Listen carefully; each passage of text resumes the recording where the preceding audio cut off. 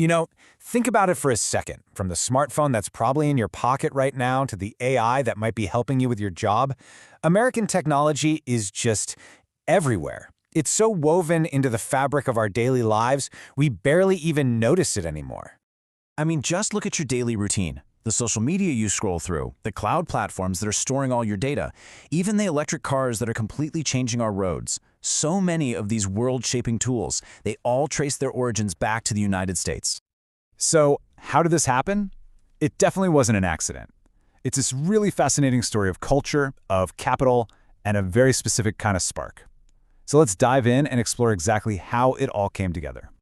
In this explainer, we're going to break it down into 4 key parts that really built America's tech dominance. That first spark in Silicon Valley, the financial engine that fuels everything, the brain power coming out of the universities, and how all of this is still shaping our future, right now.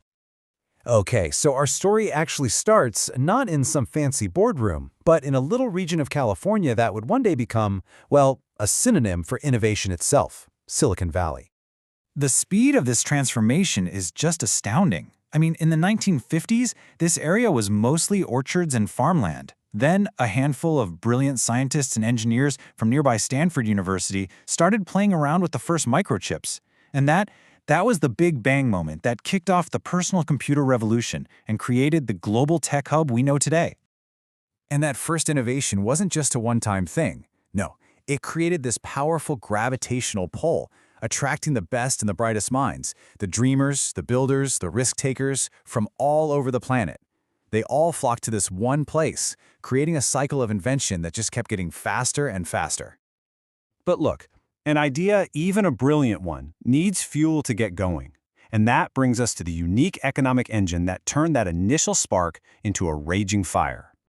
And that engine is called venture capital, or VC for short. It's a special kind of investment, and it's really designed for one thing: funding new, unproven companies that look like they have the potential to grow incredibly fast. It's pretty much the lifeblood of the startup world.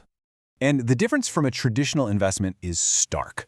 A bank, for instance, wants to fund something safe and proven, right? A business with a predictable path. Venture capital does the exact opposite. It actively goes looking for high-risk, untested, even kind of crazy-sounding ideas, betting that just one of them might become the next global giant. This whole thing creates a really unique pathway. So you start with a big idea. Then you pitch it to investors who get the risks. If they believe in its potential, you get the investment.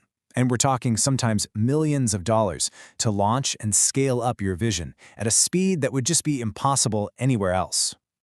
And that's really the key takeaway here. The investment isn't based on your family background or your age or some long history of success. It's based entirely on the belief that your idea has the potential to change the world. This risk-friendly culture is kind of America's secret weapon. It means that every single year, thousands of new companies are born, all of them trying to build the future. Yeah, most of them will fail, but the ones that succeed, they go on to define the next era of technology for all of us. But great ideas and a lot of money, well, they're still not enough. You need the brains. And this brings us to the third pillar, the constant flow of world-class talent and research that comes from American universities. We're talking about legendary institutions like MIT, Stanford, and Harvard, plus dozens of other top-tier schools all across the country. And these universities, they aren't just teaching students, they are powerful launchpads where fundamental research becomes the foundation for entire future industries. The research happening on these campuses directly feeds the industry. I mean, foundational breakthroughs in AI, robotics, biotech, they often start in a university lab. Just think about how Google's search algorithm was literally born out of a research project at Stanford. That's the direct line from academia to a billion-dollar company. And here is a really critical piece of the puzzle, one that might actually surprise you. Nearly 40% of the tech workforce in Silicon Valley wasn't even born in the United States. So this isn't just an American story, it's a global one. This global talent pool is a massive competitive advantage.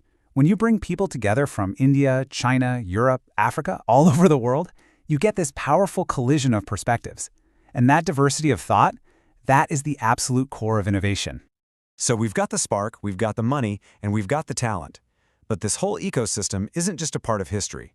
It is actively shaping the world that we are all going to live in tomorrow.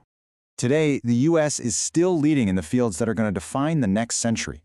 From the rapid development of artificial intelligence and the revolution in electric cars to the rise of private space exploration and the frontiers of advanced computing, these world-changing technologies are being pioneered inside this very ecosystem. And the ambition is just relentless. Whether it's in a lab creating a new AI model or in a factory that's building rockets destined for Mars, the core mission is still the same: to push the boundaries of what's even possible.